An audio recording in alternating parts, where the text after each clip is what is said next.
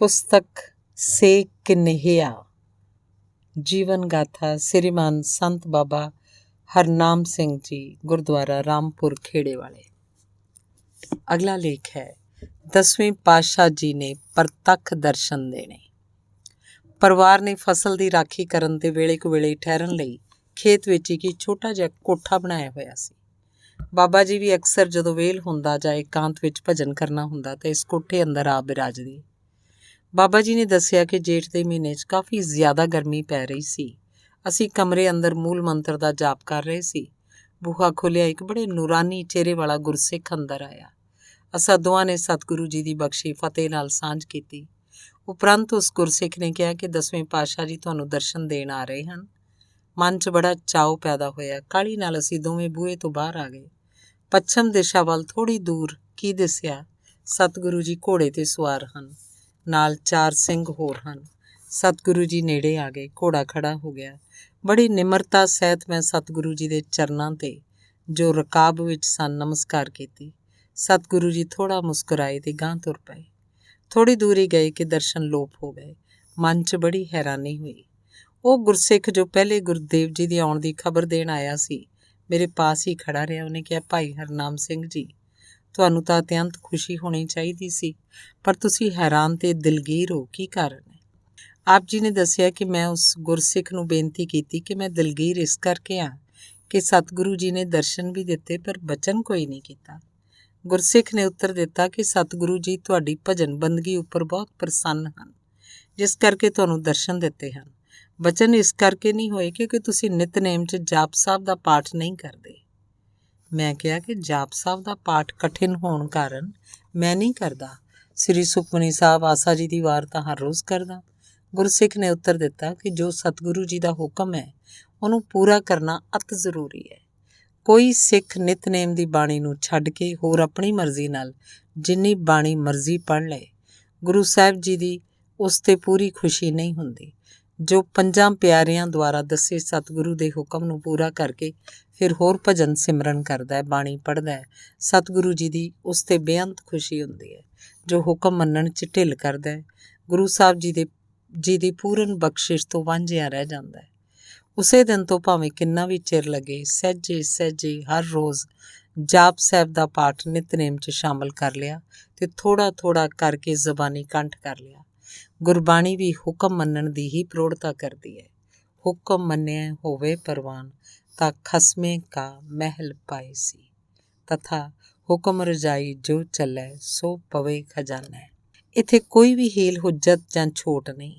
ਜਿਵੇਂ ਤੀਸਰੇ ਪਾਤਸ਼ਾਹ ਜੀ ਨੇ ਫਰਮਾਨ ਕੀਤਾ ਹੈ, ਸੋ ਸਿੱਖ ਸਖਾ ਮਤਲਬ ਮਿੱਤਰ, ਬੰਧਪ ਮਤਲਬ ਰਿਸ਼ਤੇਦਾਰ ਹੈ ਭਾਈ, ਜੇ ਗੁਰ ਕੇ ਭਾਣੇ ਵਿੱਚ ਆਵੇ, ਆਪਣੇ ਭਾਣੇ ਜੋ ਚੱਲੇ ਭਾਈ, ਵਿਛੜ ਚੋਟਾ ਖਾਵੇ।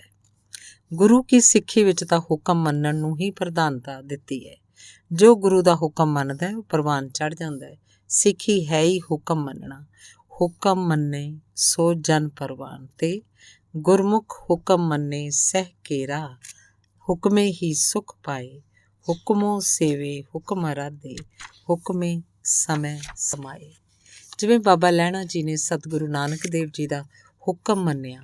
ਜੋ ਸਤਿਗੁਰਾਂ ਨੇ ਹੁਕਮ ਦਿੱਤਾ ਉਸ ਹੁਕਮ ਨੂੰ ਸਿਰ ਮੱਥੇ 'ਤੇ ਰੱਖ ਕੇ ਉਹਦੀ ਕਮਾਈ ਕਰ ਵਿਖਾਈ। ਹੁਕਮ ਮੰਨਣ ਦਾ ਸਦਕਾ ਸਤਿਗੁਰੂ ਗੁਰੂ ਨਾਨਕ ਪਾਤਸ਼ਾਹ ਜੀ ਨੇ ਬਾਬਾ ਲਹਿਣਾ ਜੀ ਵਿੱਚ ਆਪਣੀ ਜੋਤ ਧਰ ਕੇ ਬਾਬਾ ਲਹਿਣਾ ਜੀ ਤੋਂ ਗੁਰੂ ਅੰਗਦ ਦੇਵ ਸਾਹਿਬ ਬਣਾ ਦਿੱਤਾ। ਸਾਰੇ ਸਤਿਗੁਰਾਂ ਦਾ ਇਤਿਹਾਸ ਸਾਡੇ ਸਾਹਮਣੇ ਹੈ। ਜਿਹਨਾਂ ਹੁਕਮ ਮੰਨਿਆ ਉਹ ਪ੍ਰਵਾਨ ਚੜ੍ਹ ਗਏ। ਹੁਕਮ ਮੰਨੇ ਸੋਈ ਸੁਖ ਪਾਏ, ਹੁਕਮ ਸਿਰ ਸਾਹਾ ਪਾਤਸ਼ਾਹ ਰਹੀ, ਤਥਾ ਹੁਕਮ ਮੰਨੇ ਤਾਂ ਹਰ ਮਿਲੈ, ਤਾਂ ਵਿੱਚੋਂ ਹਉਮੈ ਜਾਏ। ਗੁਰਸਿੱਖ ਲਈ 5 ਪਿਆਰਿਆਂ ਦੁਆਰਾ ਮਿਲਿਆ ਉਪਦੇਸ਼ ਗੁਰੂ ਹੁਕਮ ਹੈ। ਉਸ ਲਈ ਢਿੱਲ ਕੀਤਿਆਂ ਗੁਰੂ ਜੀ ਦੀ ਪੂਰਨ ਖੁਸ਼ੀ ਤੋਂ ਵਾਂਝੇ ਰਹਿ ਜਾਈਦਾ ਹੈ। ਅਗਲਾ ਲੇਖ ਹੈ ਚੰਡੀ ਦੀ ਵਾਰ ਦਾ ਪਾਠ ਕਿਸ ਵੇਲੇ ਕਰਨਾ ਹੈ। ਬਾਬਾ ਜੀ ਨਿਤਨੇਮ ਦੇ ਨਾਲ ਹਰ ਰੋਜ਼ ਚੰਡੀ ਦੀ ਵਾਰ ਦਾ ਪਾਠ ਵੀ ਕਰਿਆ ਕਰਦੇ ਸਨ। ਕਈ ਵਾਰੀ ਮਨ 'ਚ ਵਿਚਾਰ ਆਉਣੇ ਕਿ ਚੰਡੀ ਦੀ ਵਾਰ ਦਾ ਪਾਠ ਕਦੋਂ ਤੇ ਕਿੰਨਾ ਕਰਨਾ ਚਾਹੀਦਾ ਹੈ। ਕਈ ਸਾਧੂ ਮਹਾਤਮਾਵਾਂ ਨੂੰ ਵੀ ਪੁੱਛਿਆ, ਪਰ ਉਹ ਵੀ ਕੋਈ ਤਸੱਲੀ ਬਖਸ਼ ਉੱਤਰ ਨਾ ਦੇ ਸਕੇ। ਇੱਕ ਦਿਨ ਖੇਤਾਂ 'ਚ ਜੋ ਕੋਠਾ ਸੀ ਉਸ 'ਚ ਬੈਠ ਕੇ ਸੋਦਰ ਰਹਿਰਾਸ ਸਾਹਿਬ ਦਾ ਪਾਠ ਕਰਨ ਉਪਰੰਤ ਚੰਡੀ ਦੀ ਵਾਰ ਦਾ ਪਾਠ ਕੀਤਾ। ਫਿਰ ਸੋਹਿਲਾ ਸਾਹਿਬ ਦੀ ਪੜ੍ਹ ਕੇ ਸੌਣ ਦੀ ਤਿਆਰੀ ਕੀਤੀ। ਬਾਹਰ ਚੰਦ ਦੀ ਚਾਨਣੀ ਸੀ, ਬੂਹਾ ਖੁੱਲ੍ਹਾ ਹੀ ਰੱਖਿਆ ਸੀ। ਆਪ ਅਜੇ ਆਰਾਮ ਕਰਨ ਲਈ ਲੇਟੇ ਹੀ ਸਨ ਕਿ ਕੁਝ ਦੂਰ ਤੋਂ 2 ਬੰਦੇ ਆਪਣੇ ਵੱਲ ਆਉਂਦੇ ਦੇਖੇ। ਬਾਬਾ ਜੀ ਦੱਸਿਆ ਕਰਦੇ ਸਨ ਕਿ ਸਾਡੇ ਮਨ 'ਚ ਵਿਚਾਰ ਆਈ ਕਿ ਜੇ ਕੋਈ ਰਾਹੀ ਮੁਸਾਫਰ ਹੋਏ ਤਾਂ ਲੋੜ ਅਨੁਸਾਰ ਲੀੜਾ ਕੱਪੜਾ ਦੇ ਕੇ ਆਰਾਮ ਕਰਨ ਲਈ ਜਗ੍ਹਾ ਦੇ ਦੇਵਾਂਗੇ, ਅਤੇ ਜੇ ਕੋਈ ਲੁੱਟਣ ਖੋਹਣ ਵਾਲੇ ਹੋਏ ਤਾਂ ਡਟ ਕੇ ਮੁਕਾਬਲਾ ਕਰਾਂਗੇ। ਅਜੇ ਇੰਨੀ ਵਿਚਾਰ ਮਨ 'ਚ ਆਈ ਸੀ ਕਿ ਉਹਨਾਂ ਨੇ ਇੱਕਦਮ ਆ ਕੇ ਇੱਕ ਨੇ ਮੈਨੂੰ ਸਿਰ ਵੱਲੋਂ, ਦੂਜੇ ਨੇ ਪੈਰਾਂ ਵੱਲੋਂ ਦਬਾ ਲਿਆ। ਮਨ ਹੀ ਮਨ 'ਚ ਮੈਂ ਵਿਚਾਰ ਕੀਤੀ ਕਿ ਨਾ ਤਾਂ ਕੋਈ ਰਾਹੀ ਮੁਸਾਫਰ ਹਨ, ਨਾ ਹੀ ਕੋਈ ਲੁਟੇਰੇ ਜੋ ਇੰਨੀ ਛੇਤੀ ਮੈਨੂੰ ਆ ਦੱਬਿਆ। ਇਹ ਕੋਈ ਸਤਪੁਰਖ ਸ਼ਹੀਦ ਸਿੰਘ ਹਨ। ਮੈਂ ਮੂਲ ਮੰਤਰ ਦਾ ਜਾਪ ਆਰੰਭ ਕਰ ਦਿੱਤਾ। ਅਜੇ 2 ਪਾਠ ਹੀ ਕੀਤੇ ਸੀ ਕਿ ਸਿਰ ਵਾਲੇ ਪਾਸੇ ਤੋਂ ਜਿਹਨੇ ਦੱਬਿਆ ਸੀ ਉਹ ਸਿੰਘ ਨੇ ਛੱਡਤਾ, ਨਾਲ ਹੀ ਦੂਜੇ ਨੇ ਵੀ। ਮੈਂ ਉੱਠ ਕੇ ਬੈਠ ਗਿਆ। ਸ਼ਹੀਦ ਸਿੰਘ ਕਹਿਣ ਲੱਗੇ ਕਿ ਅਸੀਂ ਤੈਨੂੰ ਦੱਬਣ ਨਹੀਂ ਆਏ ਸੀ, ਅਸੀਂ ਤਾਂ ਜੋ ਤੇਰੇ ਮਨ 'ਚ ਚੰਡੀ ਦੀ ਵਾਰ ਪਰਥਾਈ ਸ਼ੰਕਾ ਸੀ ਕਿ ਕਿਸ ਵੇਲੇ ਕਿੰਨਾ ਪਾਠ ਕਿਸ ਤਰ੍ਹਾਂ ਕਰਨਾ, ਉਹਦੀ ਵਿਧੀ ਦੱਸਣ ਆਏ ਸੀ। ਪਰ ਤੁਹਾਡੇ ਮਨ 'ਚ ਸਾਡੇ ਨਾਲ ਮੁਕਾਬਲਾ ਕਰਨ ਦੀ ਸੋਚ ਫੁਰੀ, ਜਿਸ ਕਰਕੇ ਤੁਹਾਨੂੰ ਅਸੀਂ ਦੱਬਿਆ ਸੀ। ਚੰਡੀ ਦੀ ਵਾਰ ਦਾ ਪਾਠ ਜੇ ਸੂਰਜ ਮਿਟੇ ਤੋਂ ਪਿੱਛੋਂ ਕਰਨਾ ਹੋਵੇ ਤਾਂ ਸਾਰੀ ਰਾਤ ਹੀ ਕਰੀ ਜਾਣਾ ਚਾਹੀਦਾ। ਇਹਨੂੰ ਬੰਦ ਨਹੀਂ ਕਰਨਾ, ਭਾਵੇਂ 2 ਜਾਂ ਇਹ ਤੋਂ ਵੱਧ ਸਿੰਘ ਵਾਰੀ-ਵਾਰੀ ਰਲ ਕੇ ਕਰੀ ਜਾਣ। ਅਤੇ ਜੇ ਕੋਈ ਇਕੱਲਾ ਸਾਰੀ ਰਾਤ ਕਰ ਸਕਦਾ ਹੋਵੇ ਤਾਂ ਵੀ ਠੀਕ ਹੈ। ਅਤੇ ਜਿੱਥੇ ਪਾਠ ਕਰਨਾ ਹੋਵੇ ਸਵੱਛ ਬਿਸਤਰ ਵਿਛਾ ਕੇ, ਸ਼ੌਚ ਇਸ਼ਨਾਨ ਕਰਕੇ ਉੱਪਰ ਬੈਠ ਕੇ ਪਾਠ ਕਰਨਾ ਹੈ। ਦੇਸੀ ਘਿਓ ਦੀ ਜੋਤ ਜਗਾ ਲੈਣੀ ਚਾਹੀਦੀ ਹੈ। ਅਤੇ ਜੇ ਦਿਨੇ ਪਾਠ ਕਰਨਾ ਹੋਵੇ ਫਿਰ ਕੋਈ ਖਾਸ ਵਿਧੀ ਨਹੀਂ, ਚਾਹੇ ਕੋਈ 1 ਪਾਠ ਕਰੇ ਭਾਵੇਂ 2 ਕਰੇ, ਪਾਠ ਪ੍ਰੇਮ ਨਾਲ ਕਰਨਾ ਚਾਹੀਦਾ ਹੈ। ਇੰਨੇ ਬਚਨ ਦੱਸ ਕੇ ਉਹ ਵਾਪਸ ਬੂਹੇ ਤੋਂ ਬਾਹਰ ਨਿਕਲਦੇ ਹੀ ਲੋਪ ਹੋ ਗਏ। ਅਗਲਾ ਲੇਖ ਹੈ ਸ੍ਰੀ ਅਨੰਦਪੁਰ ਸਾਹਿਬ ਜਾ ਕੇ 6 ਮਹੀਨੇ ਮੂਲ ਮੰਤਰ ਦਾ ਜਾਪ ਕਰਨਾ। ਪਰਮੇਸ਼ਰ ਜੀ ਦੇ ਪਿਆਰ ਦੇ ਰੰਗ 'ਚ ਆਪ ਜੀ ਸਮਾਂ ਬਿਤਾ ਰਹੇ ਸਨ ਕਿ ਮਨ 'ਚ ਸ੍ਰੀ ਅਨੰਦਪੁਰ ਸਾਹਿਬ ਜੀ ਸਾਹਿਬ, ਜੋ ਕਿ ਖਾਲਸੇ ਦੀ ਜਨਮ ਭੂਮੀ ਹੈ, ਜਿੱਥੇ ਸਤਿਗੁਰੂ ਜੀ ਨੇ ਪੂਰਨ ਮਨੁੱਖ ਦੀ ਸਿਰਜਣਾ ਕੀਤੀ ਤੇ ਮੈਂ ਹੋ ਪਰਮ ਪੁਰਖ ਕੋ ਦਾਸਾ ਦੇਖਣ ਆਇਓ ਜਗਤ ਤਮਾਸਾ ਅਨੁਸਾਰ, ਪਰਮ ਪੁਰਖ ਜੀ ਦੇ ਹੁਕਮ 'ਚ ਅਨੇਕ ਪ੍ਰਕਾਰ ਦੇ ਬਚਿੱਤਰ ਕੌਤਕ ਕਰਕੇ ਮਨੁੱਖਤਾ ਲਈ ਪੂਰਨੇ ਪਾਏ। ਉਸ ਪਵਿੱਤਰ ਅਸਥਾਨ ਦੀ ਧੂੜੀ ਨੂੰ ਪਰਸਨ ਤੇ ਉਸ ਭੂਮੀ ਉੱਪਰ ਬੈਠ ਕੇ ਸਿਮਰਨ ਭਜਨ ਕਰਨ ਦਾ ਚਾਉ ਆਪ ਦੇ ਮਨ 'ਚ ਪ੍ਰਬਲ ਬਣ ਬੈਠਾ। ਕੁਛ ਹੀ ਦਿਨਾਂ 'ਚ ਇਸ ਬਣੇ ਫੁਰਨੇ ਨੂੰ ਸਾਕਾਰ ਕਰਨ ਲਈ ਪਰਿਵਾਰ ਨੂੰ ਦੱਸ ਦਿੱਤਾ। ਆਪ ਜੀ ਸਰਗੋਤੇ ਤੋਂ ਚੱਲ ਕੇ ਸ੍ਰੀ ਅਨੰਦਪੁਰ ਸਾਹਿਬ ਪੁੱਜ ਗਏ। ਤਖਤ ਸਾਹਿਬ ਜੀ ਦੇ ਦਰਸ਼ਨ ਕਰਕੇ ਟਿਕਾਣਾ ਕਿਲ੍ਹਾ ਆਨੰਦਗੜ੍ਹ ਸਾਹਿਬ ਨੂੰ ਬਣਾਉਣਾ ਕੀਤਾ। ਸੰਤ ਕਨ੍ਹਈਆ ਸਿੰਘ ਜੀ ਉਦੋਂ ਕਿਲ੍ਹਾ ਆਨੰਦਗੜ੍ਹ ਸਾਹਿਬ ਦੀ ਸੇਵਾ ਕਰਵਾਉਂਦੇ ਸਨ। ਉਹਨਾਂ ਨੇ ਬੜੇ ਪ੍ਰੇਮ ਨਾਲ ਇੱਕ ਛੋਟਾ ਜਿਹਾ ਕਮਰਾ ਰਿਹਾਇਸ਼ ਲਈ ਦੇ ਦਿੱਤਾ। ਅਗਲੇ ਹੀ ਦਿਨ ਜੋ ਫੁਰਨਾ ਮਨ 'ਚ ਲੈ ਕੇ ਆਏ ਸੀ ਉਸ ਕਾਰਜ ਨੂੰ ਆਰੰਭ ਕਰ ਦਿੱਤਾ। ਨਿਤਨੇਮ ਤੋਂ ਇਲਾਵਾ 32 ਮਾਲਾ ਹਰ ਰੋਜ਼ ਮੂਲ ਮੰਤਰ ਦੀਆਂ ਕਰਨੀਆਂ ਆਰੰਭ ਕਰ ਦਿੱਤੀਆਂ। ਲੰਗਰ ਵਿੱਚੋਂ ਇੱਕ ਵਕਤ ਪ੍ਰਸ਼ਾਦਾ ਛਕ ਲੈਣਾ। ਨਿਯਮ ਪੂਰਾ ਕਰਨ ਤੋਂ ਪਿੱਛੋਂ ਜੋ ਵਾਧੂ ਸਮਾਂ ਬਚਣਾ ਉਹਨੂੰ ਰੋੜੀ ਕੁੱਟ ਕੇ ਜਾਂ ਇਮਾਰਤ ਦੀ ਚੱਲ ਰਹੀ ਸੇਵਾ 'ਚ ਟੋਕਰੀ ਢੋ ਕੇ ਜਾਂ ਹੋਰ ਸੇਵਾ ਕਰਕੇ ਸਫਲਾ ਕਰਨਾ। 6 ਮਹੀਨੇ ਇਸੇ ਤਰ੍ਹਾਂ ਨਿਰੰਤਰ ਗੁਰੂ ਕੇ ਚਰਨ ਛੋਹ ਨਾਲ ਪਵਿੱਤਰ ਹੋਈ ਧਰਤੀ 'ਤੇ ਰਹਿ ਕੇ ਲਾਹਾ ਪ੍ਰਾਪਤ ਕੀਤਾ। ਸਤਿਗੁਰੂ ਜੀ ਨੇ ਹੋਰ ਬੇਅੰਤ ਬਖਸ਼ਿਸ਼ਾਂ ਕੀਤੀਆਂ। ਤਖਤ ਸਾਹਿਬ 'ਤੇ ਦੇਗ ਕਰਵਾ ਕੇ ਨਿਯਮ ਦਾ ਭੋਗ ਪਾਇਆ ਅਤੇ ਵਾਪਸ ਪੰਜਾਬ ਦੇ ਗੁਰਸਥਾਨਾਂ ਦੇ ਦਰਸ਼ਨ ਕਰਦੇ ਮੁੜ 119 ਚੱਕ ਜ਼ਿਲ੍ਹਾ ਸਰਗੋਦਾ ਪੁੱਜ ਗਏ। ਅਗਲਾ ਲੇਖ ਹੈ ਸਰਦਾਰ ਅਵਤਾਰ ਸਿੰਘ ਦਲੇਰ ਨੂੰ ਨਾਮ ਬਾਣੀ ਦੁਆਰਾ ਰਾਜ਼ੀ ਕਰਨਾ। ਇਹਨਾਂ ਹੀ ਦਿਨਾਂ 'ਚ ਸਰਦਾਰ ਅਵਤਾਰ ਸਿੰਘ ਦੇ ਪਿਤਾ ਸਰਦਾਰ ਸੁੰਦਰ ਸਿੰਘ ਬਾਬਾ ਜੀ ਦੇ ਸਕੇ ਮਾਸੀ ਦੇ ਪੁੱਤ ਭਰਾ ਲੱਗਦੇ ਸਨ, ਜੋ ਬਾਬਾ ਜੀ ਦੇ ਪਰਿਵਾਰਕ ਰਿਸ਼ਤਿਆਂ 'ਚੋਂ ਭਤੀਜਾ ਲੱਗਦਾ ਸੀ। ਚੜ੍ਹਦੀ ਉਮਰ 'ਚ ਬਹੁਤ ਬਿਮਾਰ ਪੈ ਗਏ। ਗਠੀਏ ਦੀ ਤਕਲੀਫ ਹੋ ਗਈ, ਸਾਰਾ ਸਰੀਰ ਜੁੜ ਗਿਆ। ਦਰਦ ਨਾਲ ਦਿਨ ਰਾਤ ਹਾਏ ਕਰਕੇ ਬਿਤਾਉਂਦਾ ਸੀ। ਸਰੀਰ 'ਚ ਹਰ ਵੇਲੇ ਸੜਨ ਜਿਹੀ ਲੱਗੀ ਰਹਿੰਦੀ ਸੀ। ਰੋਜ਼ ਹਰ ਵੇਲੇ ਦੀ ਹਾਏ ਦੀ ਆਵਾਜ਼ ਨੇ ਮਾਪਿਆਂ ਨੂੰ ਵੀ ਅਕਾ ਦਿੱਤਾ ਤੇ ਅਵਤਾਰ ਸਿੰਘ ਦੇ ਸਹੁਰੇ ਉਹਨੂੰ ਆਪਣੇ ਘਰ ਲੈ ਗਏ।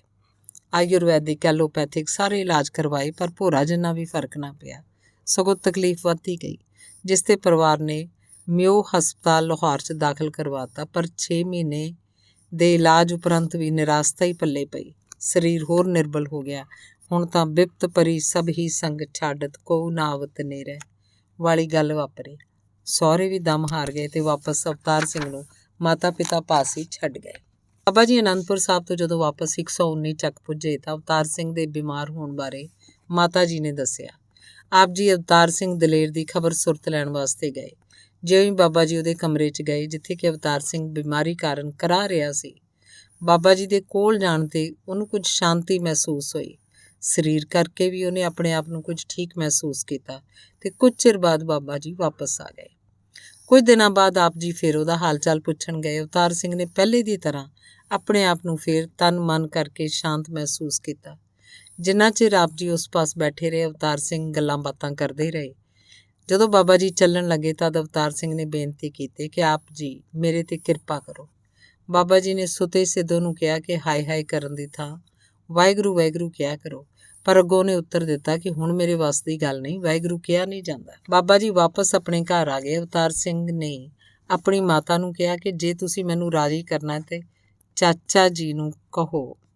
ਅਵਤਾਰ ਸਿੰਘ ਦੁਨਿਆਵੀ ਰਿਸ਼ਤੇ ਸਦਕਾ ਬਾਬਾ ਜੀ ਨੂੰ ਚਾਚਾ ਜੀ ਕਹਿ ਕੇ ਬੁਲਾਉਂਦਾ ਸੀ ਕਿ ਉਹ ਮੇਰੇ 'ਤੇ ਮਿਹਰਬਾਨੀ ਕਰਨ। ਅਵਤਾਰ ਸਿੰਘ ਦੀ ਮਾਤਾ ਨੇ ਬਾਬਾ ਜੀ ਦੇ ਮਾਤਾ ਜੀ ਨੂੰ ਬੇਨਤੀ ਕੀਤੀ ਕਿ ਭਾਈ ਹਰਨਾਮ ਸਿੰਘ ਜੀ ਨੂੰ ਤੁਸੀਂ ਕਹਿ ਕੇ ਮੇਰੇ ਬੱਚੇ ਨੂੰ ਰਾਜ਼ੀ ਕਰਵਾ ਦਿਓ।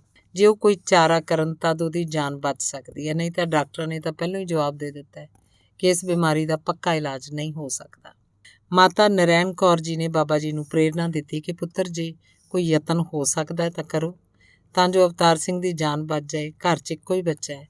ਮਾਤਾ ਜੀ ਵੱਲੋਂ ਪ੍ਰੇਰਨਾ ਕਰਨ 'ਤੇ ਆਪ ਜੀ ਤਿਆਰ ਹੋ ਗਏ ਅਤੇ ਕਿਹਾ ਕਿ ਮਾਤਾ ਜੀ ਆਪ ਜੀ ਦਾ ਜੋ ਹੁਕਮ ਹੈ ਉਹਨੂੰ ਮੈਂ ਮੋੜ ਨਹੀਂ ਸਕਦਾ, ਜਿਵੇਂ ਤੁਸੀਂ ਕਹੋ ਮੈਂ ਕਰਨ ਨੂੰ ਤਿਆਰ ਹਾਂ। ਉਂਝ ਮੇਰਾ ਮਨ ਨਹੀਂ ਮੰਨਦਾ। ਜਿਵੇਂ ਸ੍ਰੀ ਸੁਖਮਨੀ ਸਾਹਿਬ 'ਚ 5ਵੇਂ ਸਤਿਗੁਰਾਂ ਦਾ ਹੁਕਮ ਹੈ, ਬ੍ਰਹਮ ਗਿਆਨੀ ਪਰਉਪਕਾਰ ਉਮਾਹਾ ਤੇ ਆਪਣਾ ਬਿਗਾਰ ਬਿਰਾਨਾ ਸੰਡ ਹੈ। ਬਾਬਾ ਜੀ ਨੇ ਹਰ ਰੋਜ਼ ਨਿੱਤ ਦੀ ਕਿਰਿਆ ਕਰਕੇ ਅਵਤਾਰ ਸਿੰਘ ਦੇ ਘਰ ਜਾਣਾ, ਜ਼ਮੀਨ 'ਤੇ ਸਵੱਛ ਆਸਣ ਵਿੱਚ ਆ ਕੇ ਲਾਗੇ ਅਵਤਾਰ ਸਿੰਘ ਨੂੰ ਲੰਮਾ ਪਵਾ ਲੈਣਾ। ਆਪ ਹੇਠ ਲਿਖੇ ਸ਼ਬਦ ਦੀਆਂ 32 ਮਾਲਾ ਹਰ ਰੋਜ਼ ਕਰਨੀਆਂ ਆਰੰਭ ਕਰ ਦਿੱਤੀਆਂ। ਥੋੜ੍ਹਾ ਉੱਚੀ ਬੋਲਣਾ ਤਾਂ ਜੋ ਬਾਣੀ ਦਾ ਪਾਠ ਉਹਦੇ ਕੰਨਾਂ 'ਚ ਪੈਂਦਾ ਰਹੇ। ਸਿਰ ਮਸਕ ਰਖਾ ਪਾਰ ਬ੍ਰਹਮ ਹਸ, ਕਾਇਆ ਰਖਾ ਪਰਮੇਸ਼ਰ, ਆਤਮ ਰਖਾ ਗੋਪਾਲ ਸੁਆਮੀ, ਧਨ ਚਰਨ ਰਖਾ ਜਗਦੀਸ਼ਰ, ਸਰਬ ਰਖਾ ਗੁਰ ਦਿਆਲੈ, ਭੈ ਦੁਖ ਬਿਨਾਸੈ ਨੈ, ਭਗਤ ਵਛਲ ਨਾਥ ਨਾਥੇ, ਸਰਨ ਨਾਨਕ ਪੁਰਖ ਅਚੁਤੈ। ਸ਼ਲੋਕ ਸੰਸਕ੍ਰਿਤੀ। ਬਾਬਾ ਜੀ ਦੱਸਦੇ ਸਨ ਕਿ ਜਾਪ ਆਰੰਭ ਕੀਤੇ ਨੂੰ ਅਜੇ ਥੋੜ੍ਹੇ ਦਿਨ ਹੀ ਹੋਏ ਸਨ ਕਿ ਇੱਕ ਦਿਨ ਅਜੇ 2 ਮਾਲਾ ਹੀ ਕੀਤੀਆਂ। ਇੱਕ ਸ਼ਹੀਦ ਸਿੰਘ ਨੇ ਮੈਨੂੰ ਗਿੱਚੀ ਉੱਪਰੋਂ ਫੜ ਕੇ ਦੂਜਾ ਹੱਥ ਹੇਠਾਂ ਜਿੱਥੇ ਰੀੜ੍ਹ ਦੀ ਹੱਡੀ ਮੁੱਕਦੀ ਹੈ ਆਸਣ ਹੇਠ ਦੀ ਪਾ ਕੇ ਅੱਗੇ ਨੂੰ ਮੁੱਧਾ ਕਰਨ ਵਾਸਤੇ ਧੱਕਿਆ। ਦੂਜੀ ਵਾਰ ਫੇਰ ਯਤਨ ਕੀਤਾ ਤਾਂ ਤੀਸਰੀ ਵਾਰੀ ਉਹਨੇ ਜ਼ੋਰ ਲਾਇਆ ਤੇ ਮੈਂ ਉਹਨਾਂ ਨੂੰ ਕਿਹਾ ਕਿ ਤੁਸੀਂ ਸਾਹਮਣੇ ਹੋ ਕੇ ਗੱਲ ਕਰੋ ਕਿ ਤੁਸੀਂ ਕੀ ਚਾਹੁੰਦੇ ਹੋ। ਦੂਜਾ ਸ਼ਹੀਦ ਸਿੰਘ ਜੋ ਮੇਰੇ ਸੱਜੇ ਪਾਸੇ ਖੜਾ ਸੀ ਉਹਨੇ ਕਿਹਾ ਕਿ ਜਿਸ ਮਨਮੁਖ ਦੀ ਤੁਸੀਂ ਮਦਦ ਕਰ ਰਹੇ ਹੋ ਇਹ ਮਦਦ ਕਰਨ ਦੇ ਲਾਇਕ ਨਹੀਂ। ਇਹਨੇ ਸਟੇਜ 'ਤੇ ਖਲੋ ਕੇ ਸਤਿਗੁਰੂ ਸ੍ਰੀ ਗੁਰੂ ਨਾਨਕ ਸਾਹਿਬ ਜੀ ਦੀ ਰੱਜ ਕੇ ਨਿੰਦਿਆ ਕੀਤੀ ਜੋ ਕੰਨਾਂ ਨਾਲ ਸੁਣੀ ਨਹੀਂ ਜਾ ਸਕਦੀ ਸੀ। ਮਾਰਤਾ ਅਸੀਂ ਇਹਨੂੰ ਉਦੋਂ ਹੀ ਦੇਣਾ ਸੀ, ਪਰ ਖਿਆਲ ਸੀ ਕਿ ਇਹਨੂੰ ਬਹੁਤਾ ਕਸ਼ਟ ਦੇ ਕੇ ਮਾਰੀਏ ਅਤੇ ਹੁਣ ਇਹਦੀ ਜਾਨ ਬਖਸ਼ੀ ਲਈ ਤੁਸੀਂ ਬਾਣੀ ਦਾ ਪਾਠ ਆਰੰਭ ਕਰ ਦਿੱਤਾ। ਆਪ ਜੀ ਦੱਸਦੇ ਸਨ ਕਿ ਅਸੀਂ ਉਹਨਾਂ ਸ਼ਹੀਦ ਸਿੰਘਾਂ ਨੂੰ ਕਿਹਾ ਕਿ ਜੇ ਤੁਸੀਂ ਹੁਕਮ ਕਰੋ ਤਾਂ ਇਸ ਪਾਸੋਂ ਮੁਆਫੀ ਮੰਗਵਾ ਦਿੰਦੇ ਹਾਂ। ਅੱਗੋਂ ਕਹਿਣ ਲੱਗੇ ਕਿ ਭਾਈ ਹਰਨਾਮ ਸਿੰਘ ਮੁਆਫੀ ਕੀ ਮੰਗਵਾਉਣੀ ਹੈ, ਅਸੀਂ ਇਹਨੂੰ ਇਹ ਸਾਰਾ ਕਸ਼ਟ ਦਿੱਤਾ ਸੀ ਅਤੇ ਹੁਣ ਇਹਦਾ ਪਿੱਛਾ ਛੱਡ ਦਿੰਦੇ ਹਾਂ। ਉਂਝ ਇਹ ਬਖਸ਼ਣ ਦੇ ਯੋਗ ਨਹੀਂ ਸੀ। ਇੰਨਾ ਕਹਿ ਕੇ ਉਹ ਦੋਵੇਂ ਸਿੰਘ ਲੋਪ ਹੋ ਗਏ। ਬਾਬਾ ਜੀ ਦੱਸਦੇ ਸਨ ਕਿ 3 ਦਿਨ ਧੌਣ ਉੱਪਰ ਜਿੱਥੇ ਉਹਨਾਂ ਸ਼ਹੀਦ ਸਿੰਘਾਂ ਨੇ ਹੱਥ ਪਾਇਆ ਸੀ ਉਂਗਲੀਆਂ ਦੇ ਨਿਸ਼ਾਨ ਮਹਿਸੂਸ ਹੁੰਦੇ ਰਹੇ ਅਤੇ ਮਾਸ ਦਰਦ ਵੀ ਕਰਦਾ ਰਿਹਾ। ਉਸ ਦਿਨ ਤੋਂ ਬਾਅਦ ਅੱਜ ਹੋਰ ਕੱਲ੍ਹ ਹੋਰ ਅਵਤਾਰ ਸਿੰਘ ਨੂੰ ਆਰਾਮ ਆਉਣ ਲੱਗ ਪਿਆ। 40 ਦਿਨ ਬਾਅਦ ਭੋਗ ਪਾਇਆ, ਅਰਦਾਸ ਕੀਤੀ। ਹੁਣ ਉਹੀ ਅਵਤਾਰ ਸਿੰਘ ਜੋ ਮੰਜੇ ਤੋਂ ਉੱਠ ਕੇ ਬੈਠਣ ਲਈ ਵੀ ਸਹਾਰਾ ਟੋਲਦਾ ਸੀ ਆਪਣੇ ਆਪ ਤੁਰਦਾ ਫਿਰਦਾ ਨਵਾਂ ਨਰੋਆ ਹੋ ਗਿਆ। ਬਾਬਾ ਜੀ ਨੇ ਅਵਤਾਰ ਸਿੰਘ ਨੂੰ ਸਾਰੀ ਗੱਲ ਪੁੱਛੀ ਅਤੇ ਆਪਣੇ ਨਾਲ ਜੋ ਬੀਤੀ ਉਹ ਵੀ ਦੱਸੀ। ਅਗਾਂਹ ਲਈ ਗੁਰੂ ਪਾਤਸ਼ਾਹ ਜੀ ਦੇ ਭੈ ਭਾਵਨੀ 'ਚ ਤੁਰਨ ਲਈ ਪ੍ਰੇਰਨਾ ਦਿੱਤੀ। ਜਿੰਨਾ ਕੁ ਚਿਰ ਬਿਮਾਰੀ ਦਾ ਦੁੱਖ ਯਾਦ ਰਿਹਾ ਉਹਨਾਂ ਚਿਰ ਅਵਤਾਰ ਸਿੰਘ ਥੋੜ੍ਹੀ ਬਾਣੀ ਪੜ੍ਹਦੇ ਰਹੇ। ਥੋੜ੍ਹੇ ਸਮੇਂ ਬਾਅਦ ਫਿਰ ਢਿੱਲ ਵਰਤ ਗਏ। ਚਾਹੀਦਾ ਤਾਂ ਇਹ ਸੀ ਕਿ ਅਗਲੇ ਪਾਸੇ ਤੋਂ ਛੁਟਕਾਰਾ ਮਿਲਿਆ ਸੀ, ਸਾਰੇ ਪਾਸੇ ਭੁਲਾ ਕੇ ਸਤਿਗੁਰੂ ਜੀ ਦੇ ਚਰਨਾਂ ਨਾਲ ਪੱਕੀ ਗੰਢ ਪਾ ਲੈਂਦੇ, ਪਰ ਬਿਨ ਭਾਗਾਂ ਗੁਰ ਸੇਵਿਆ ਨਾ ਜਾਏ ਵਾਲੀ ਗੱਲ ਬਣੀ। ਪਰ ਫਿਰ ਵੀ ਸਮੇਂ-ਸਮੇਂ ਬਾਬਾ ਜੀ ਨੇ ਅਵਤਾਰ ਸਿੰਘ ਜੀ ਨੂੰ ਗੁਰੂ ਚਰਨਾਂ ਵੱਲ ਪ੍ਰੇਰਨ ਦਾ ਯਤਨ ਕੀਤਾ। ਜਦੋਂ ਸਰਦਾਰ ਅਵਤਾਰ ਸਿੰਘ ਜੀ ਭੂੰਗੇ ਜ਼ਿਲ੍ਹਾ ਹੁਸ਼ਿਆਰਪੁਰ ਬਲਾਕ 'ਚ BDO ਦੀ ਪੋਸਟ 'ਤੇ ਕੰਮ ਕਰਦੇ ਸਨ ਤਦ ਬਾਬਾ ਜੀ ਦੀ ਪ੍ਰੇਰਨਾ ਨਾਲ ਅੰਮ੍ਰਿਤ ਛਕ ਕੇ ਤਿਆਰ ਬਰ ਤਿਆਰ ਹੋ ਗਏ। ਫਿਰ ਕਿਸੇ ਪੂਰਬਲੇ ਕਰਮ ਨੇ ਐਸਾ ਉਖੇੜ ਮਾਰਿਆ ਕਿ ਆਪ ਜੀ ਗੁਰੂ ਗੋਦ 'ਚੋਂ ਡਿੱਗ ਪਏ। ਅੱਜ ਕੱਲ੍ਹ ਅਮਰੀਕਾ 'ਚ ਲਿਵਿੰਗਸਟਨ ਵਿੱਚ ਨਵੇਂ ਗੁਰਦੁਆਰੇ ਦੇ ਮੁੱਖ ਸੇਵਾਦਾਰ ਬਣ ਕੇ ਗੁਰੂ ਘਰ ਦੀ ਸੇਵਾ ਰਾਹੀਂ ਪਿੱਛੇ ਹੋ ਚੁੱਕੀ ਭੁੱਲ ਨੂੰ ਮਾਫ਼ ਕਰਾਉਣ ਦੇ ਯਤਨ 'ਚ ਸਨ। ਮਾਰਚ 1991 'ਚ ਆਪ ਜੀ ਪਰਲੋਕ ਸਿਧਾਰ ਗਏ। ਅਗਲਾ ਲੇਖ ਹੈ ਗੁਰੂ ਹੁਕਮ ਵਿੱਚ ਕਰਨਲ ਪਿਆਰਾ ਸਿੰਘ ਦੀ ਨਿਗਾਹ ਠੀਕ ਕਰਨੀ। ਨਾਮ ਦੀ ਔਸ਼ਧੀ ਦੁਆਰਾ ਜਦੋਂ ਸਰਦਾਰ ਅਵਤਾਰ ਸਿੰਘ ਨੂੰ ਅਸਾਧ ਰੋਗ ਤੋਂ ਸਦਾ ਵਾਸਤੇ ਛੁਟਕਾਰਾ ਮਿਲ ਗਿਆ ਤਾਂ ਸਾਰੇ ਜਾਣੂ ਸੱਜਣਾ ਮਿੱਤਰਾਂ ਤੇ ਰਿਸ਼ਤੇਦਾਰਾਂ ਵਿੱਚ ਇਸ ਗੱਲ ਦੀ ਚਰਚਾ ਸੀ ਕਿ 2-2.5 ਸਾਲ ਦੇ ਕਰੀਬਨ ਹਰ ਤਰ੍ਹਾਂ ਦੇ ਚੰਗੇ ਚੰਗੇ ਇਲਾਜ ਕਰਵਾਉਣ ਨਾਲ ਜਿਸ ਬਿਮਾਰੀ ਤੋਂ ਭੋਰਾ ਜਿੰਨਾ ਵੀ ਫਰਕ ਨਹੀਂ ਪਿਆ, ਹੁਣ ਉਹ ਬਿਮਾਰੀ ਕਿਵੇਂ ਦੂਰ ਹੋ ਗਈ। ਹਰੇਕ ਜਾਣੂ ਦੇ ਮਨ 'ਚ ਜਾਣਨ ਲਈ ਬਹੁਤ ਤੀਬਰ ਇੱਛਾ ਉਪਜਦੀ। ਜਦੋਂ ਉਹਨਾਂ ਨੂੰ ਇਹ ਪਤਾ ਲੱਗਦਾ ਕਿ ਕਿਸੇ ਦਵਾਈ ਦਾ ਸੇਵਨ ਕਰਨ ਤੋਂ ਬਿਨਾਂ ਕੇਵਲ ਗੁਰਸ਼ਬਦ ਦੀ ਬਰਕਤ ਨਾਲ ਦਲੇਰ ਜੀ ਨੂੰ ਆਰਾਮ ਆਇਆ ਤਾਂ ਉਹਨਾਂ ਦੇ ਮਨ 'ਚ ਹੋਰ ਵੀ ਜ਼ਿਆਦਾ ਹੈਰਾਨੀ ਹੁੰਦੀ ਤੇ ਨਾਲ ਹੀ ਬਾਬਾ ਜੀ ਦੇ ਦਰਸ਼ਨ ਕਰਨ ਵਾਸਤੇ ਮਨ 'ਚ ਉਮਾ ਪੈਦਾ ਹੁੰਦਾ। ਸਰਦਾਰ ਅਵਤਾਰ ਸਿੰਘ ਜੀ ਦੇ ਇੱਕ ਦੋਸਤ ਜਿਨ੍ਹਾਂ ਦਾ ਨਾਮ ਪਿਆਰਾ ਸਿੰਘ ਸੀ, ਸਰਦਾਰ ਪਿਆਰਾ ਸਿੰਘ ਦਾ ਪਿੰਡ ਰਾਜਪੁਰ ਭਾਈਆਂ ਗੋਤ ਸੰਘਾ, ਥਾਣਾ ਸਦਰ ਹੁਸ਼ਿਆਰਪੁਰ ਸੀ, ਜੋ king George royal Indian military school Jalandhar ਛਾਉਣੀ ਦਾ ਬੜਾ ਲਾਇਕ ਵਿਦਿਆਰਥੀ ਸੀ। ਪਿਆਰਾ Singh British army artillery unit ਵਿੱਚ ਸੈਕਿੰਡ ਲੈਫਟੀਨੈਂਟ ਚੁਣਿਆ ਗਿਆ। ਸੈਕਿੰਡ ਲੈਫਟੀਨੈਂਟ ਦੇ ਅਹੁਦੇ 'ਤੇ ਕਮਿਸ਼ਨ ਦੇਣ ਤੋਂ ਪਹਿਲੇ ਇਹਦਾ ਮੈਡੀਕਲ ਚੈੱਕਅਪ ਹੋਇਆ। ਅੱਖਾਂ ਦੇ ਸਪੈਸ਼ਲਿਸਟ ਡਾਕਟਰ ਕਰਨਲ ਵਾਸੂ ਨੇ ਅੱਖਾਂ ਦੇ ਟੈਸਟ ਵਿੱਚੋਂ ਨਿਗਾਹ ਘੱਟ ਹੋਣ ਕਾਰਨ ਉਹਨੂੰ ਫੇਲ ਕਰ ਦਿੱਤਾ, ਜਿਸ ਕਾਰਨ ਪਿਆਰਾ ਸਿੰਘ ਨੂੰ ਸੈਕਿੰਡ ਲੈਫਟੀਨੈਂਟ ਦੀ ਥਾਂ ਸਿਪਾਹੀ ਰੈਂਕ ਵਿੱਚ ਰੱਖਿਆ ਗਿਆ।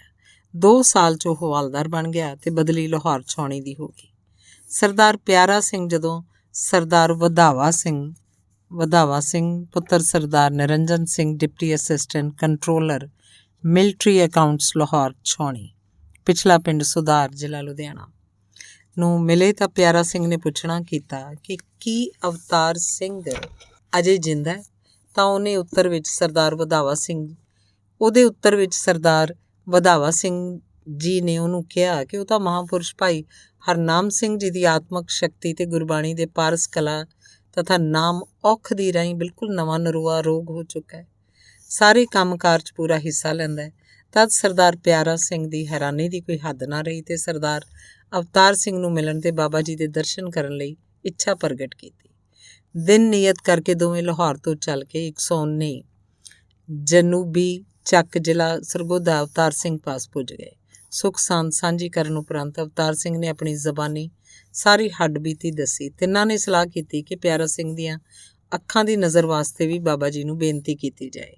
ਇਹ ਸਲਾਹ ਬਣਾ ਕੇ ਤਿੰਨੇ ਬਾਬਾ ਜੀ ਦੇ ਦਰਸ਼ਨ ਕਰਨ ਉਹਨਾਂ ਦੇ ਘਰ ਗਏ। ਸਰਦਾਰ ਵਧਾਵਾ ਸਿੰਘ ਤੇ ਅਵਤਾਰ ਸਿੰਘ ਨੇ ਬਾਬਾ ਜੀ ਨੂੰ ਪਿਆਰਾ ਸਿੰਘ ਪਰਥਾਈ ਵਿਸਥਾਰ ਨਾਲ ਦੱਸਿਆ, ਨਾਲ ਹੀ ਬੇਨਤੀ ਕੀਤੀ ਕਿ ਇਹਦੀ ਦੁਬਾਰਾ ਮੈਡੀਕਲ ਕਰਨ ਲਈ ਦਿੱਤੀ ਦਰਖਾਸਤ ਮਨਜ਼ੂਰ ਹੋ ਗਈ ਹੈ ਤੇ ਪਿਆਰਾ ਸਿੰਘ ਦਾ ਮੈਡੀਕਲ ਦੁਬਾਰਾ ਬੋਰਡ ਕਰੇਗਾ। ਜੇ ਬੋਰਡ ਇਹਨੂੰ ਪਾਸ ਕਰਦਾ ਹੈ ਤਾਂ ਫਿਰ ਪਹਿਲੇ ਸੈਕਿੰਡ ਲੈਫਟੀਨੈਂਟ ਰੈਂਕ 'ਤੇ ਨਿਯੁਕਤੀ ਹੋ ਜਾਏਗੀ।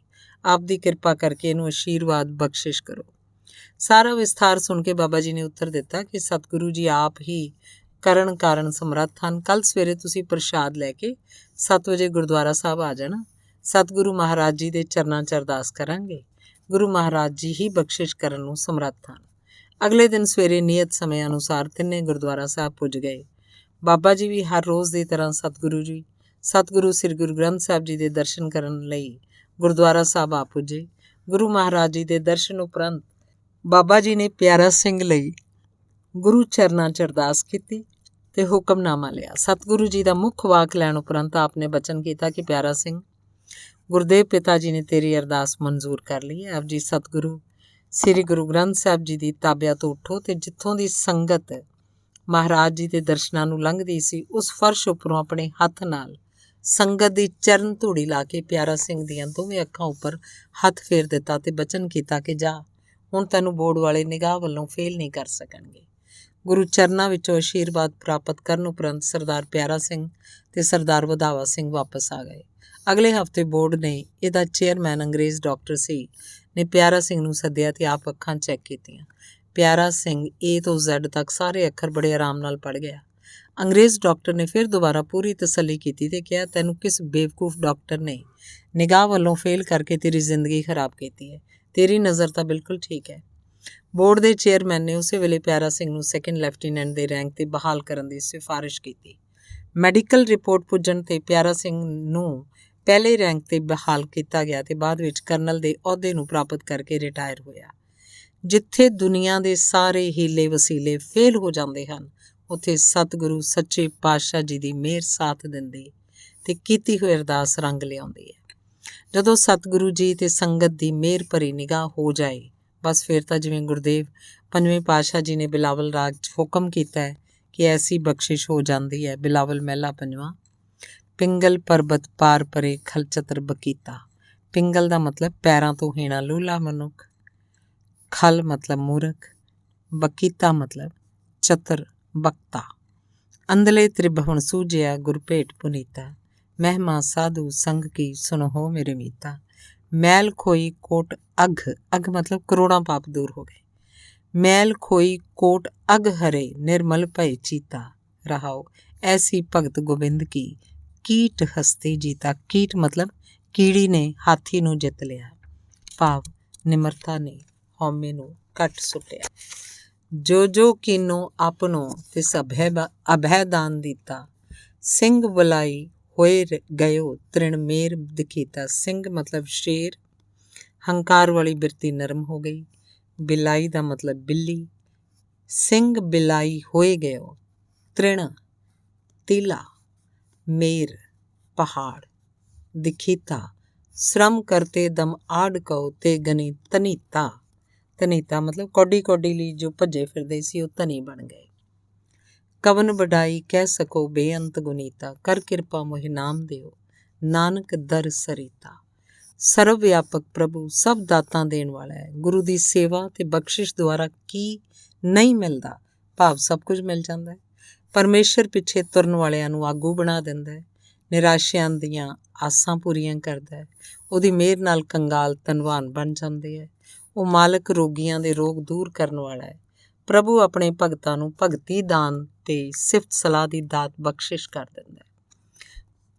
ਪਾਛੰ ਕਰੋਤ ਅਗਰਣੀ ਵੈ ਨਿਰਾਸੰ ਆਸ ਪੂਰਨ ਹੈ, ਨਿਰਧਨ ਭਇਆਂ ਧਨਵੰਤ ਹੈ, ਰੋਗੀਆਂ ਰੋਗ ਖੰਡਨ ਹੈ, ਭਗਤੰ ਭਗਤ ਦਾਨੰ ਰਾਮ ਨਾਮ ਗੁਣ ਕੀਰਤਨ ਹੈ, ਪਾਰ ਬ੍ਰਹਮ ਪੁਰਖ ਦਾਤਾਰ ਹੈ, ਨਾਨਕ ਗੁਰ ਸੇਵਾ ਕਿੰ ਨਾ ਲੱਭਤੇ।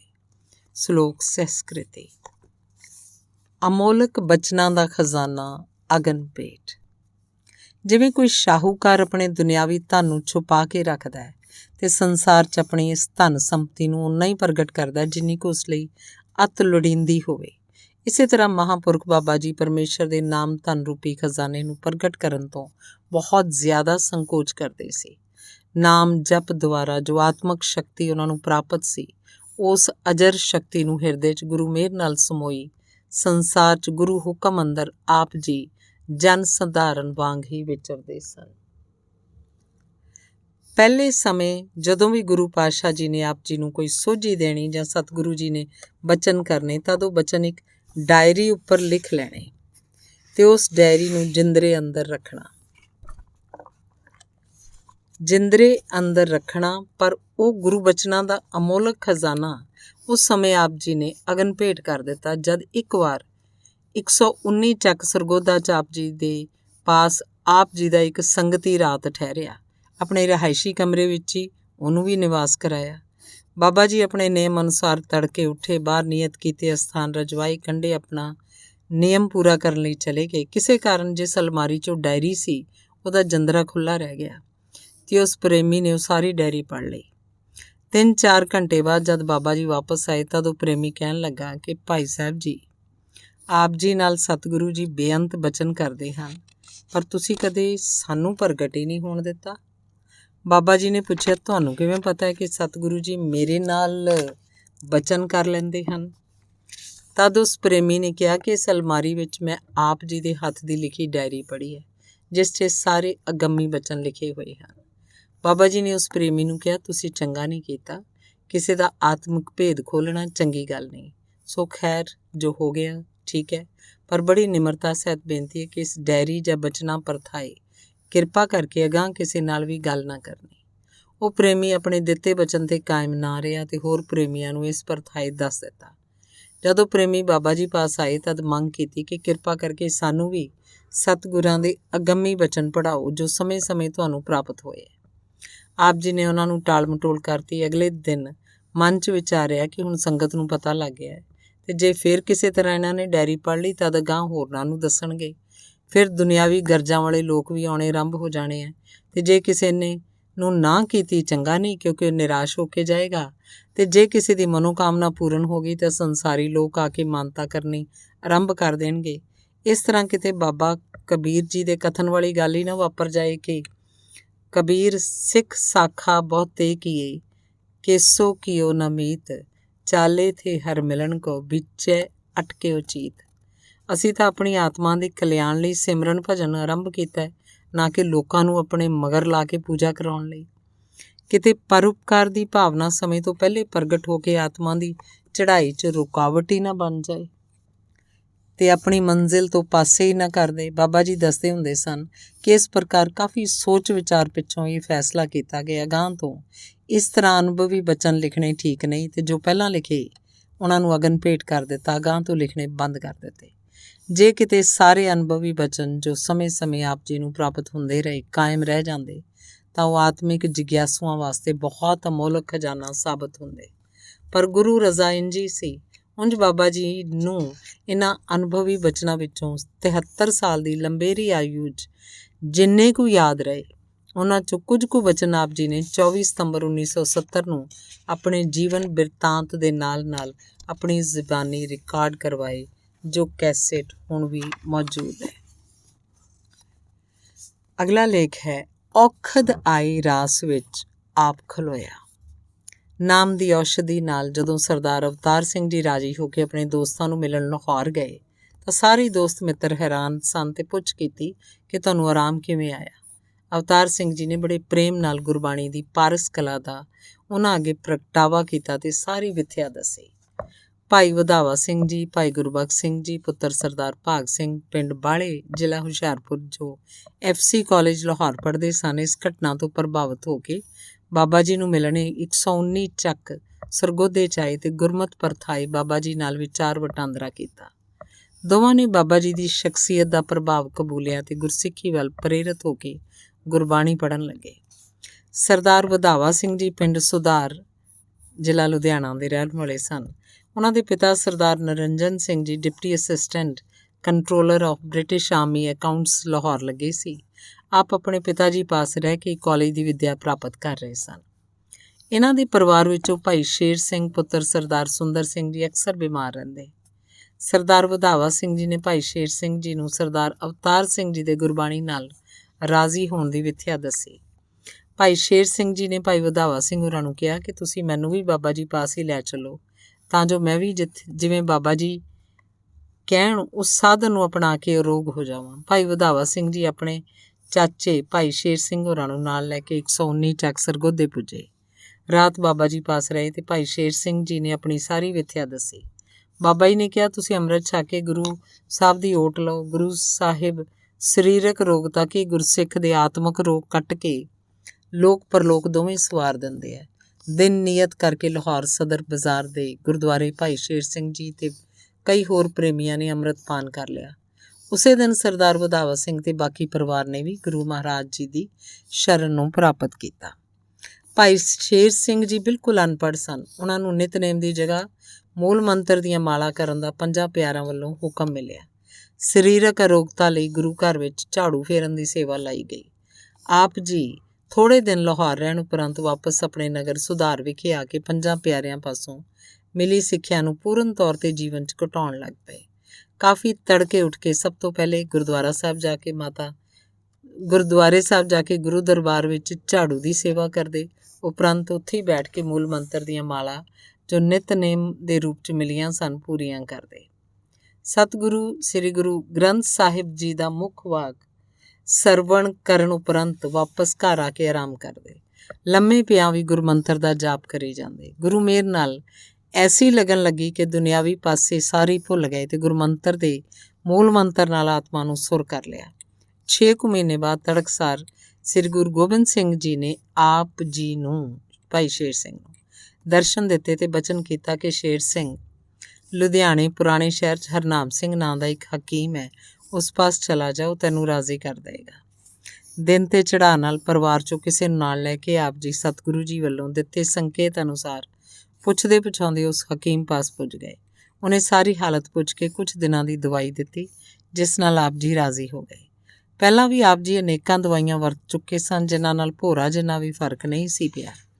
ਇਹ ਤਾਂ ਮੇਰੇ ਸਤਿਗੁਰ ਦੀ ਮਿਹਰ ਦ੍ਰਿਸ਼ਟੀ ਸੀ। ਗੁਰੂ ਵਾਕ ਅਨੁਸਾਰ ਔਖਦ ਕਰ ਥਾਕੀ ਬਹੁਤੇਰੇ, ਕਿਉਂ ਦੁੱਖ ਚੁੱਕੇ ਬਿਨ ਗੁਰ ਮੇਰੇ। ਇਹ ਤਾਂ ਔਖਦ ਆਏ ਰਾਸ ਵਿੱਚ ਆਪ ਖਲੋਇਆ। ਸਤਿਗੁਰੂ ਜੀ ਨੇ ਦਵਾਈ ਦਾ ਤਾਂ ਬਹਾਨਾ ਹੀ ਬਣਾਉਣਾ ਸੀ। ਆਰਾਮ ਤਾਂ ਉਹਨਾਂ ਦੀ ਦ੍ਰਿਸ਼ਟੀ ਨਾਲ ਹੀ ਆ ਚੁੱਕਾ ਸੀ। ਇਹ ਤੋਂ ਪਿੱਛੋਂ ਗੁਰੂ ਮਹਾਰਾਜ ਜੀ ਉੱਪਰ ਅਥਾਹ ਵਿਸ਼ਵਾਸ ਵੱਜ ਗਿਆ। ਗੁਰੂ ਮੇਹਰ ਨਾਲ ਸਰੀਰ ਅਰੋਗ ਹੋ ਚੁੱਕਾ ਸੀ।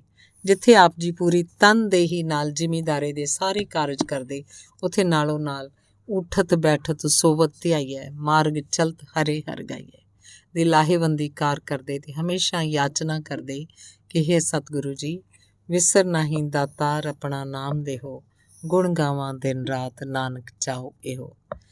ਆਪ ਜੀ ਸੰਸਾਰਕ ਜ਼ਿੰਮੇਵਾਰੀਆਂ ਪੂਰੀਆਂ ਕਰਦੇ, ਪਰ ਮਨ ਤਾਂ ਹੁਣ ਕਾਹੇ ਏਕ ਬਿਨਾ ਚਿੱਤ ਲਾਈਏ, ਉਠਤ ਬੈਠਤ ਸੋਵਤ ਜਾਗਤ ਸਦਾ ਸਦਾ ਹਰ ਧਿਆਈਐ ਦਾ ਧਾਰਨੀ ਬਣ ਕੇ ਨਾਮ ਦੀ ਰਾਸ ਇਕੱਠੀ ਕਰਨ ਲਈ ਹਰ ਸਮੇਂ ਤਤਪਰ ਰਹਿੰਦੇ। ਨਾਮ ਸਿਮਰਨ ਦੀ ਕਾਰ ਨੂੰ ਕਰਦਿਆਂ ਆਪ ਜੀ ਦੀ ਆਤਮਕ ਅਵਸਥਾ ਕਾਫੀ ਉਚੇਰੀ ਹੋ ਚੁੱਕੀ ਸੀ, ਪਰ ਗੁਰੂ ਦਰਬਾਰ 'ਚ ਝਾੜੂ ਦੀ ਸੇਵਾ ਨੂੰ ਨਿਰੰਤਰ ਜਾਰੀ ਰੱਖਿਆ। ਅਰਦਾਸ ਕਰਨ ਨਾਲ ਰੁਮਾਲਿਆਂ ਵਾਲੀ ਅਲਮਾਰੀ ਦਾ ਜੰਦਰਾ ਖੁੱਲ੍ਹ ਜਾਣਾ। ਰੋਜ਼ ਦੇ ਨਿਯਮ ਅਨੁਸਾਰ ਆਪ ਜੀ ਭਾਈ ਸ਼ੇਰ ਸਿੰਘ ਝਾੜੂ ਦੀ ਸੇਵਾ ਕਰਕੇ ਮੂਲ ਮੰਤਰ ਦਾ ਜਾਪ ਕਰ ਰਹੇ ਸਨ।